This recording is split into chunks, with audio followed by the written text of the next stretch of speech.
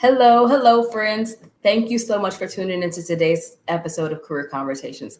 I'm very excited to present today's guest to you. She is a organizational consultant, a multimedia content creator, and author of a book that I'm very excited to talk about today. So, welcome to the show, Dr. Melanie Ho. Hi, thanks so much for having me. Oh, my pleasure. Want to talk about your career journey a little bit. We're also going to talk about this book that is very career centric, that is insightful in this weird way, also kind of a little bit infuriating and it makes you have so many feelings. But I think that's what I liked about it. It was like so much gray. So the first thing I want to talk about is did you always want to be an organizational consultant or a multimedia content creator when you grew up, or what did you want to be? Oh gosh, no, I am one of those people that changed what I wanted to be every day. I think I'm still changing what I want to be every day. I used to say that my goal was to have a job that I didn't know existed. I think in a lot of ways I've tried to epitomize that. I think you might have hit the nail on the head. This is pretty cool though. So could you tell me, what does your family think you do when you tell them that you're a multimedia content creator and organizational consultant? I don't actually tell my family that. I think they they know I wrote a book. So I think they would say I write a book and I do some consulting. Well, that at least they have a grasp. I've had some people tell me things like their children don't really care as long as they bring snacks. So this is good. They actually know what you do. That's right. They know there's a book. They know there's some consulting that goes on. Sweet. So could you tell me a little bit more about what a typical day looks like for you as in this role or roles? Yeah, I think every day is a little bit different, which is what I love. So my consulting ranges across a number of different areas. Sometimes I'll be working with colleges and universities. I actually spent, before I started my own business and went out on my own, I spent 12 years at a higher education consulting, technology, and research firm, and kind of climbed the ladder up there to an executive position. And so a lot of my contacts and my expertise is actually in higher education. So much of my organizational consulting is working with college and university leaders who are trying to figure out, there's just so many changes going on right now in higher ed, and they are feeling like they need to have bolder strategies. They need to think about how they lead differently, and all of that is just creating a lot of complexity. I also work with a pretty wide range of industries on issues that came out of the book Beyond Leaning In. So I love doing workshops to really help people reflect on diversity, equity, and inclusion and some of the challenges around it. For that, I use some of my multimedia content, in particular my comics, which I started just drawing a few here and there just to illustrate some of the ideas in the book, and ended up drawing a little over 40 now. And I love leading workshops with employer organizations where we look at some of my comics. I think they are just a more humorous way to get at really difficult issues. And then I actually lead groups in drawing on their own. And what I say is, you don't need to be an artist, that the point of art often is actually to just help us reflect and process. And so I love leading groups through that exercise. I think you make a great point. I think a lot of people are tempted not to draw or express themselves in that way when it doesn't turn out perfect or in this, grand style that you hang in a museum. So I really love that you've taken on comics. How do people typically respond to the comics when you bring them to your workshops and different trainings? Yeah, I think people really enjoy the fact that they can sort of take a little bit of a breath when it comes to these issues. I think diversity, equity, and inclusion trainings are so hard because we do bring emotions to them.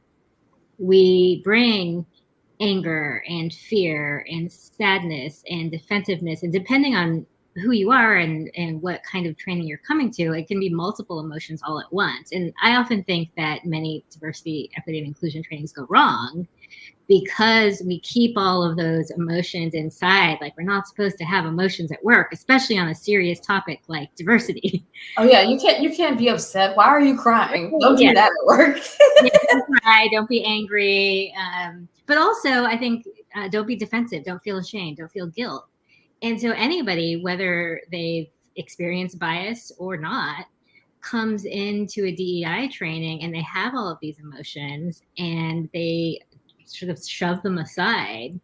And I don't think anybody can really engage with a topic when all of that that's going on beneath the surface is actually hidden. So my hope is that the comics actually, humor to me provides a good way to engage with those emotions, but kind of from a distance.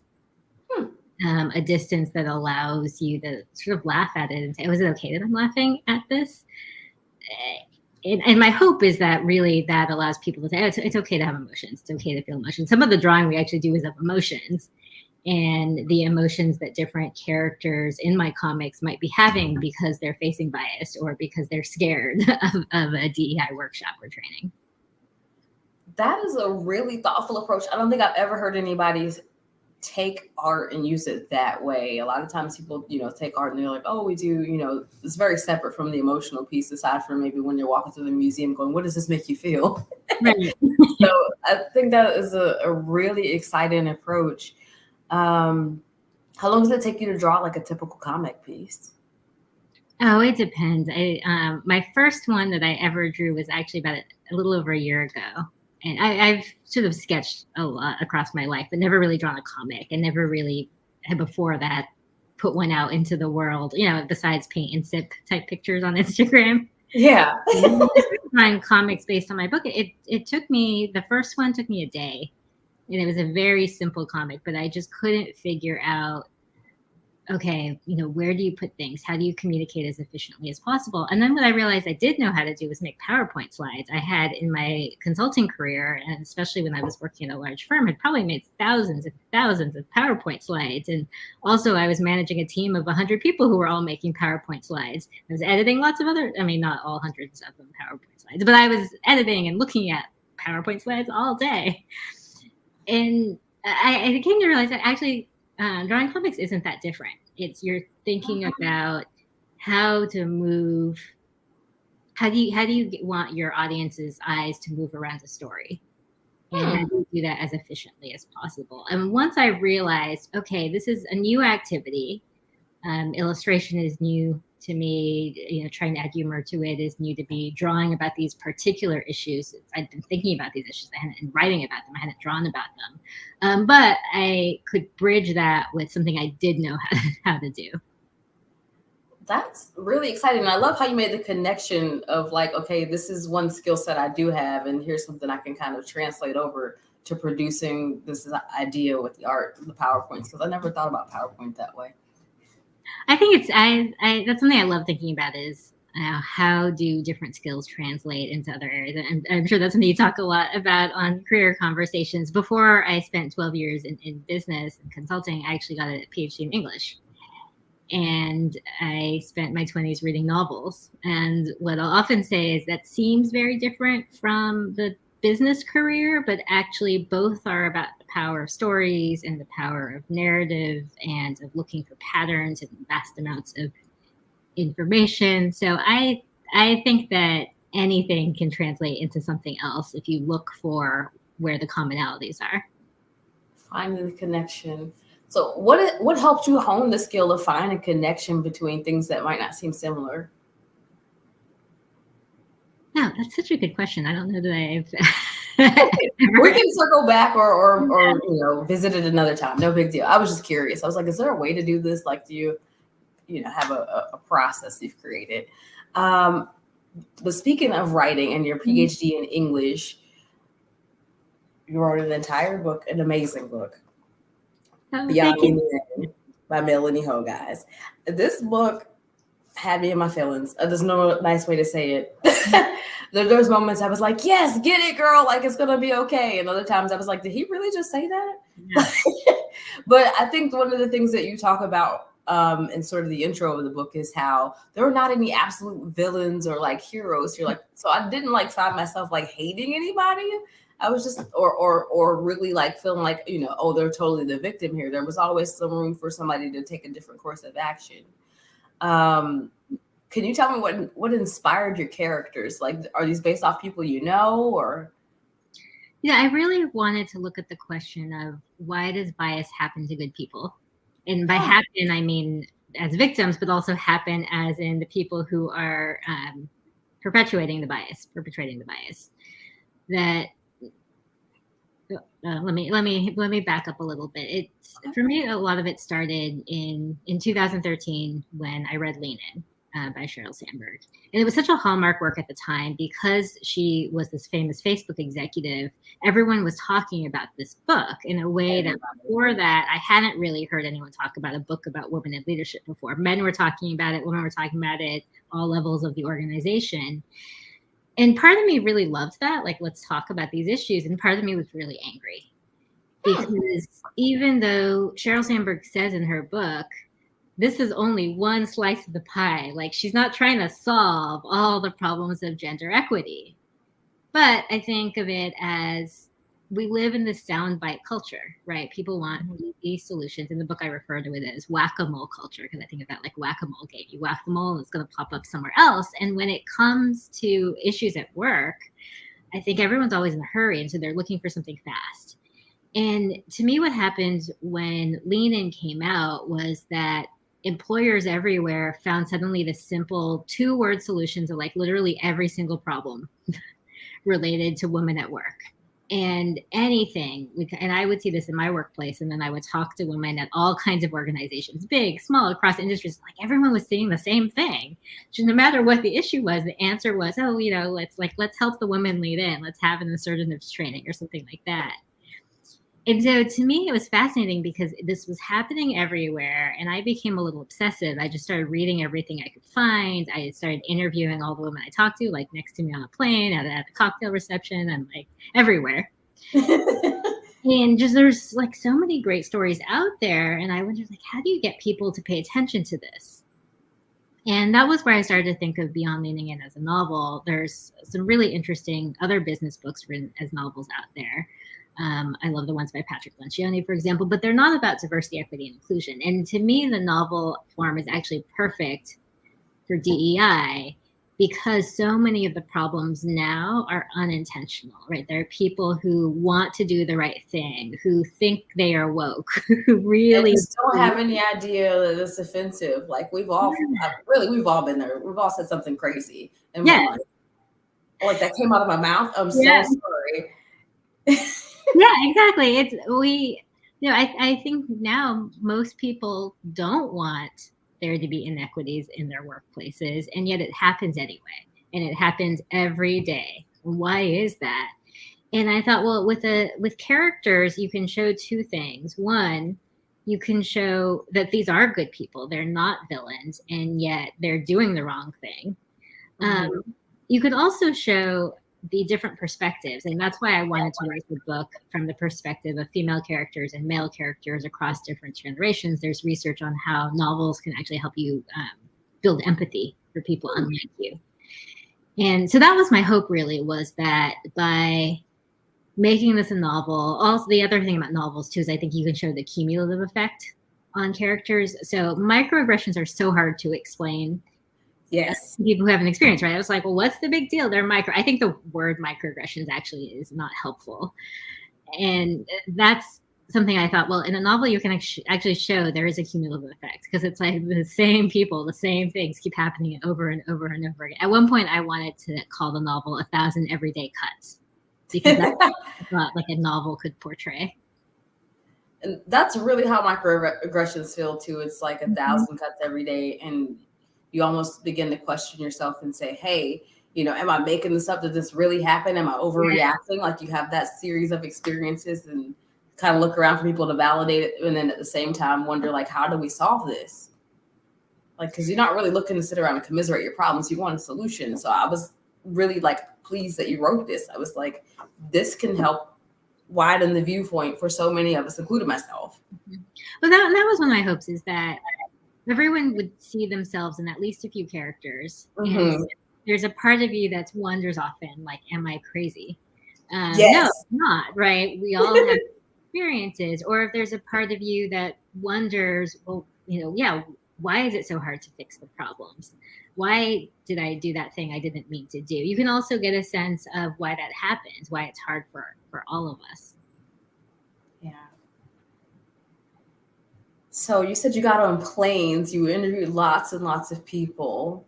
What was your biggest takeaway from the experience of writing a book? What advice would you give someone that was going to undertake such a heavy sort of topic and put it in novel form? Yeah, that's interesting. I almost want to separate out the questions, like just That's general fine. and then like heavy heavy topics. Although I think that the best writing actually comes from a place that is heavy, no matter what you're writing about. It comes from something that you feel so deeply about that writing it is almost necessary. And for me, I think one thing I realized was the difference between when I was writing something like I thought was smart versus when I was writing something I believed was true. And I had to really learn how to listen to myself and like feel that in my heart, the parts that I was writing, which I hope are also smart. But that Right. Yeah, but I get you. Like there's one thing to write something witty. It's another to write something that's like a conviction. Yes. That's exactly the right way to put it. But sometimes I was witty, I was clever, like, oh, I could write something and say, oh, this is an interesting turn of phrase. And those were the things usually a week later, I didn't think they were clever anymore. Oh wow. I would like look at them and say, oh, that was nicely written. That's nice prose, but I don't really care about that sentence. Versus when I wrote something because I was trying to understand. I was trying to figure out how something worked, and writing was a way for me to understand the concept so that I could also hopefully communicate it to others. Well, wow. But I think that's like the difference is like the conviction. Like some of the stories you tell are so real. It's like I feel like I've seen them if I've not experienced them. Yeah. Is there an example? What? Well, the one that tickled me was Leland, I think, in the grocery store, and he's talking about the app, and he's like, "Oh, I use this many apps to like, get my groceries and everything ordered every week." And the gentleman, peeks over his shoulder, notices what he's doing, and he starts explaining and giving way too much information, like over explaining. And then the man's like, "So, like, wouldn't it just be cheaper for your wife to do that?" Yeah. And I was like, wait. He said what? And he's like, well, actually, it's not because my wife makes more money than I do. And it's just those things you don't think about because it was just so offhanded, sort of a casual thing you would say in a lot of places, for some people. Yeah, that with that scene, I really wanted to show. Well, first, I wanted to show the challenges that parents face in the workplace. But I felt like if I did it from the point of view of a mother, and there are several points throughout the book where we do look at the challenges for mothers specifically, but I also knew I had seen that men were more likely to pay attention to the challenges that mothers face if they were phrased not as mothers, but the phrase lead parent. And some people use the phrase default parent. So the idea is that there is one parent who is more likely, even if responsibilities are fairly well split, there's one parent who's taking the lead, who's probably more likely the person on the emergency forms, for example. Yes, the person who's like, well, you can probably leave work earlier than I can or more easily. Can you pick the kids up if they get sick at daycare? And the majority of the time, the lead parent in this society is the mother. Mm-hmm. But a lot of men don't want to talk about the challenges for mothers. They are often more likely to listen, to not eyes glaze over when you talk about the challenges for lead parents. So I wanted to have a moment in this book where you're actually surprised because you don't realize until I think it's about halfway through, we realize this character we've already met happens to be a lead parent. And yes. I thought that would force male readers in particular to say, oh, I hadn't thought of it that way. Like, how do I think about lead parents when they can also be men? Yeah, because I was going to say that you never would have thought, okay, this guy is actually the main parent or the default or lead parent. Like, I think that's a thing we don't talk about at work. We don't think about it at work. I'm always somehow oddly impressed when I meet guys that are like, yeah, I'm the, the person handling all the kids stuff. Like, and how we automatically just assume, oh, this deserves a special place or praise when it's but this is what women do every day. Right. Yeah. It's kind of the bias that you don't even think about. Yeah, and there's I think have this in that same scene. This Leland character reflects on a time when he's with his boss, a baby boomer woman, and she's praising a man that they see at a restaurant who's just holding a baby. I'm sorry. Just holding a baby. It could be. Yeah. Like, we don't even know what the circumstances are. This could probably not even be his baby. Like, right. Yeah, but and that was based on what I was at a conference, and I was talking to a baby boomer woman about just the challenges women face at work, and she was saying, well, it's so much better now. And her example of why it was so much better now was that she showed me at the next table, there's a guy holding a baby. And that in her day, you'd never see a guy holding a baby. It's like, oh my gosh, the standards are so low here. That's so funny you said. I feel like I've had similar conversations with some of my boomer like relatives and things about like the dynamics and expectations for like dating and marriage now. They're so different. It's like, well, yeah, something had to give. Or still that when men watch their children, it's referred to as babysitting, right? Yeah, that always blows my mind. Yeah. I'm like, you can't babysit your own kids. Like, that's not how it works. Like, the real reason they exist is because of you. It's not babysitting. It's parenting. Yeah. Man. So, what advice would you give somebody that wanted to take this book into their workplace as a conversation starter? Well, I think first I'd say that conversation starter is where we do need to begin. That in so many workplaces, the goal is always for immediate action, right? People want a policy that they can change right away. And it's back to that quick wins and whack-a-mole culture. And what happens is then they go for the easiest thing possible, which is usually either an unconscious bias training or some like policy to change something very small in hiring, where they haven't really even thought through all the ramifications or thought through the whole system. And so to me, a lot of those policies and trainings that went on just backfires because you're just picking some random part of the problem without really understanding all the root causes. So one thing I try to encourage as much as possible is that like just having more open and informed conversations is actually an action, is actually should be a goal and something that we should celebrate first and foremost before we can get to all of the solutions. And I think that's very hard. And something that I pushed against as I was writing the book, and I would talk to publishing industry experts, and they would say, well, what you really need to do is call this 5 solutions for improving gender gaps. And like it all has to be about like quick wins and what are the quick wins out of this. And at the end, I do talk about some solutions, but to me, that's not the purpose. We're not even at the point where we can get to solutions because people don't even really understand the problem. Amen.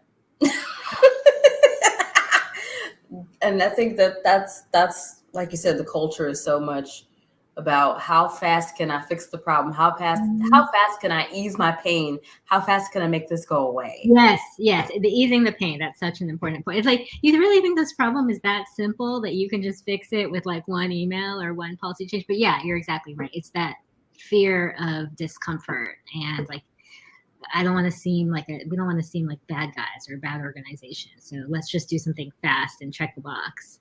Yeah, like you don't want to police your employees and make them feel alienated and out of place. By the same token, other people are experiencing these things that make them feel alienated and out of place. And it's like, can't we all just hold hands and get along so that we can finish making money? Right, yeah. It's like, that's only going to get us so far. Yeah. Research has shown. Yeah, that's not actually, you can't just will yourself into this happy little universe you want it to be. Only were that easy. If I find out, I'll tell you. Magic wand. Yeah, definitely. So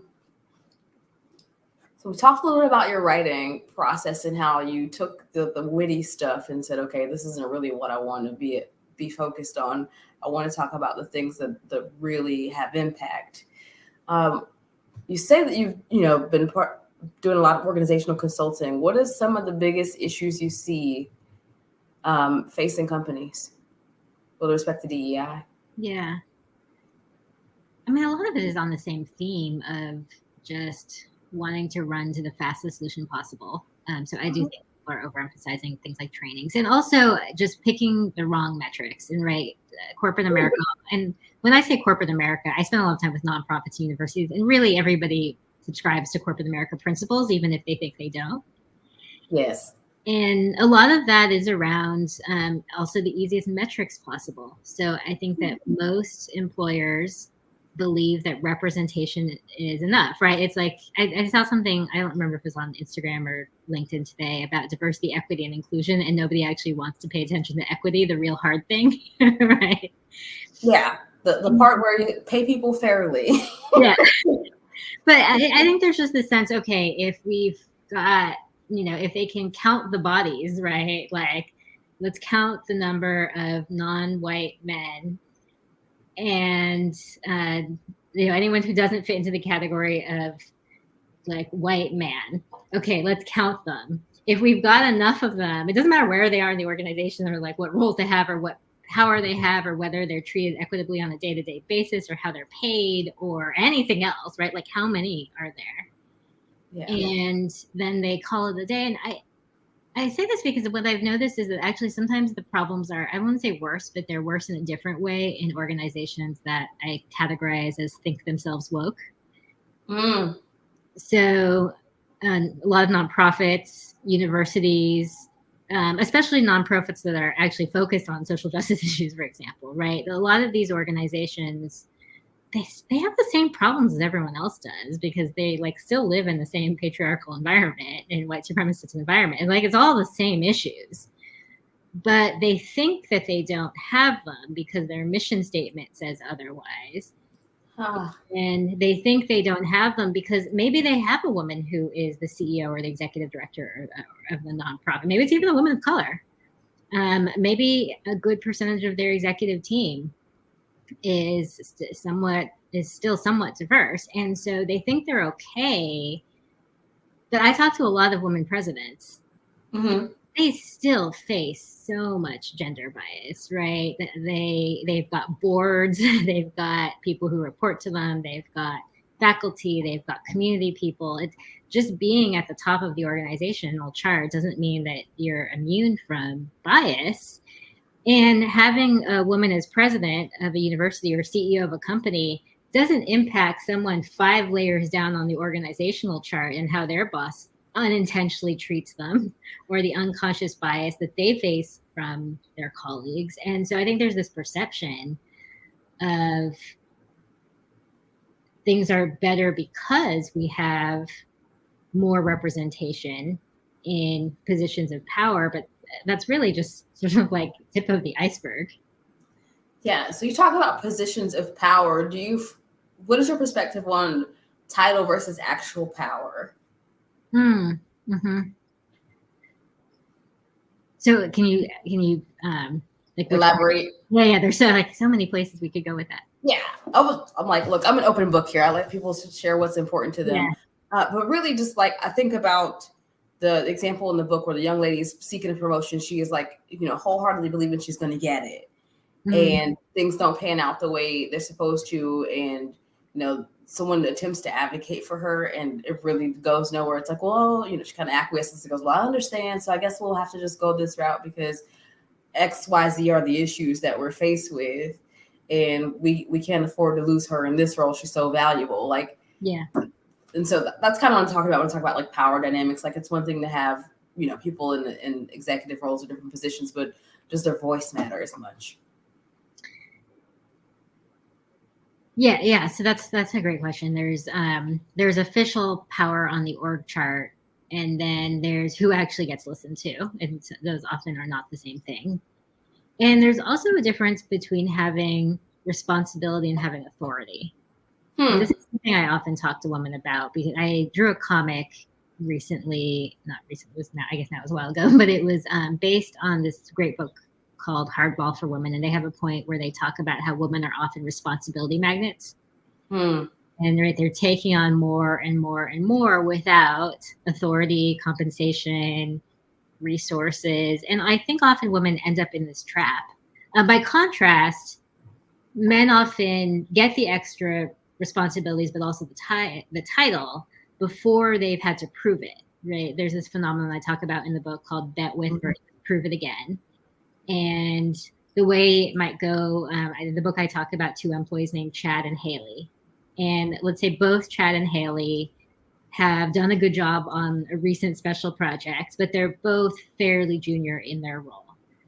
And the conversation about Chad is going to be something like, Chad's pretty junior, but he did a great job on that project. Let's bet with him. On Haley, it'll be the opposite. It'll be, Haley did a great job on that project, but she's fairly junior. She'll have to show it again.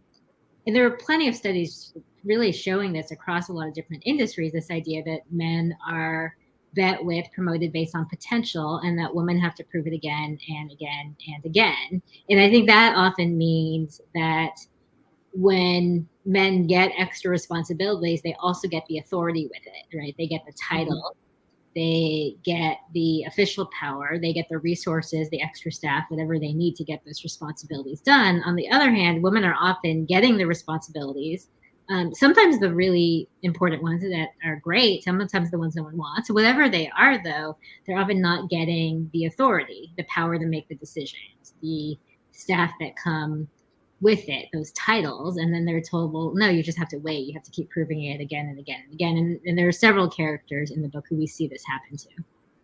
Okay. So when we talk about getting sort of authority, is that something that you feel like has to be bestowed upon someone by the organization, or is that something you take kind of in lean-in fashion?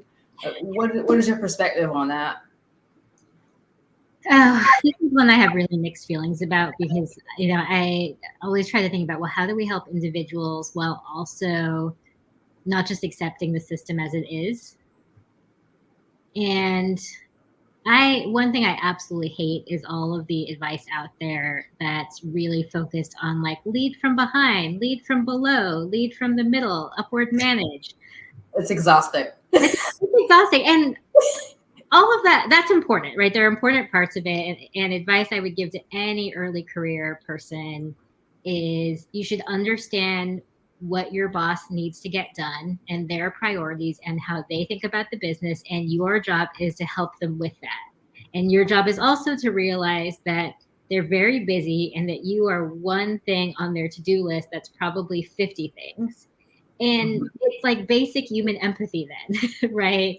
When you talk to your boss, talk in bullet points, make sure they understand the context. Don't expect them to be as familiar as what you're doing as you. That to me is good advice when it comes to upward management or leading behind. And it was something I'm glad that I heard other people say early in my career.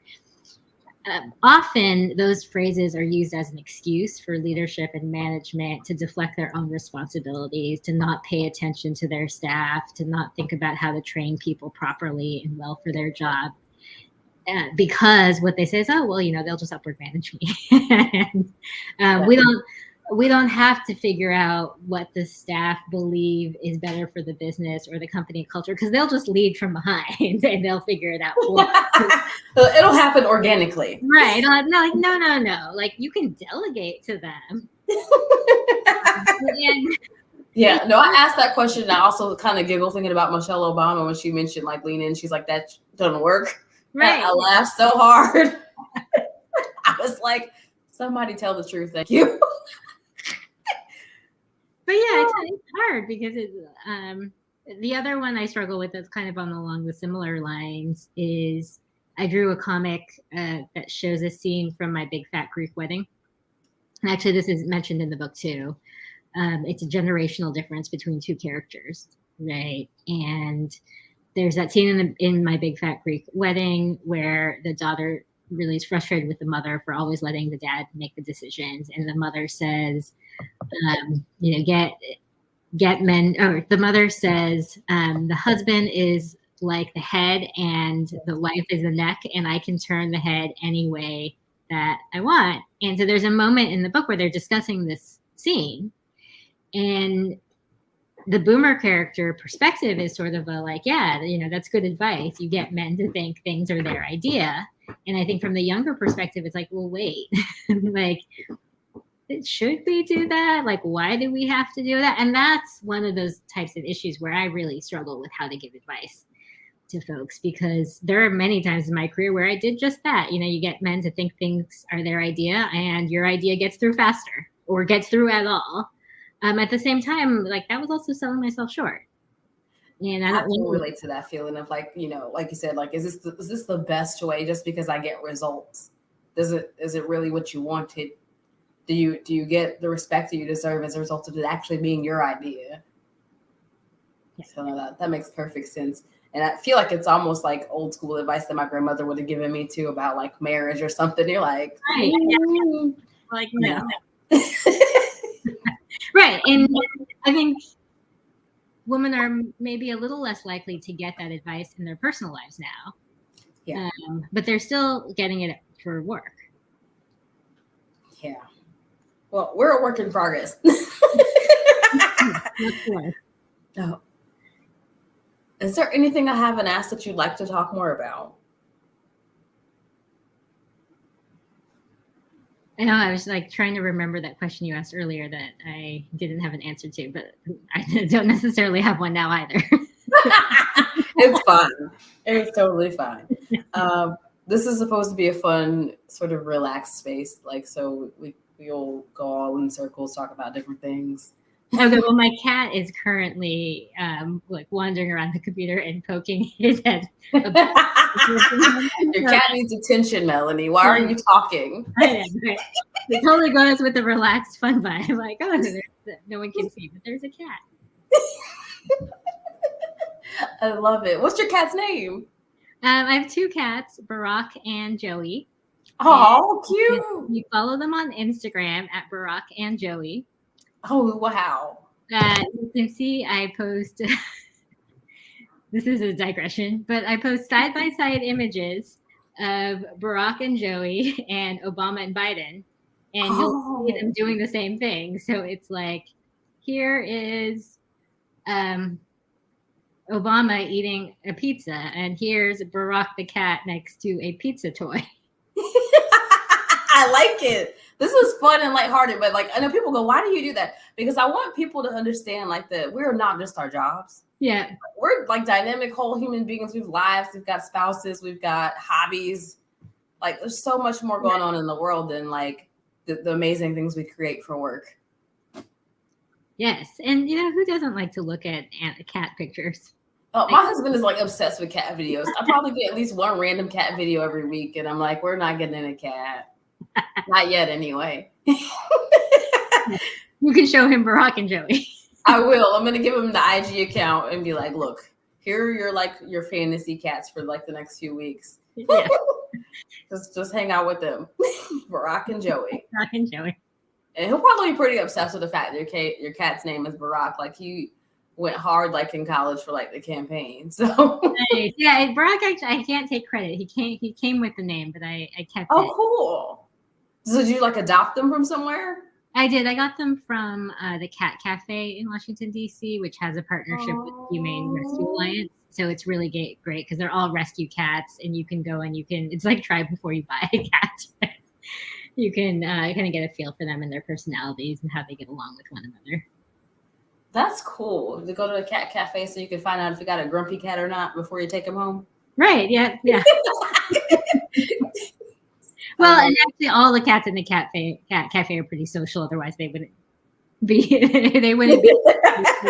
Hordes of people come every hour.